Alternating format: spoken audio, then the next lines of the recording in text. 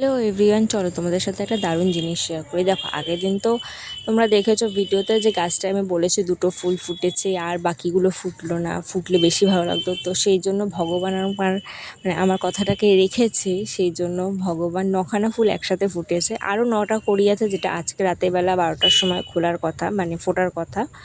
But ঠিক আছে, 9টা তো ফুটিয়েছে, ফুলগুলো খুবই সুন্দর লাগছিলো। মা আবার একটু ঠিকঠাক করে দিচ্ছিলো গাছটাকে, যে গাছটা একটু ঝুলে পড়েছিল, কারণ এটা পুরোটাই পাতাটার মধ্যেই ফুলটা ফোটে। তো একটুখানি পাতাটাকে সোজা করার চেষ্টা করেছিল, বাট হয়নি সোজা।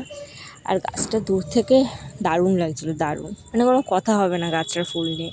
আর আগের দিন বলেছিলাম যে কোনো স্মেল নেই, কোনো গন্ধ নেই ফুলটার মধ্যে, কিন্তু কিছু ফুলে আমি দেখলাম আগের দিন যে কয়েকটা ফুলে, একটা দুটো ফুলে বেশ সুন্দর গন্ধ বেরিয়েছে। খুব একটা যে খারাপ গন্ধ সেরকম না, এটা হালকা, খুবই হালকা একটা গন্ধ রয়েছে ফুলটার মধ্যে, বাট সুন্দর বেশ গন্ধটা।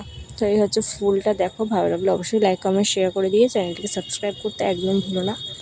তো বোন রাতের বেলায় ফুল তুলে নিয়েছে ঠাকুরকে দেওয়ার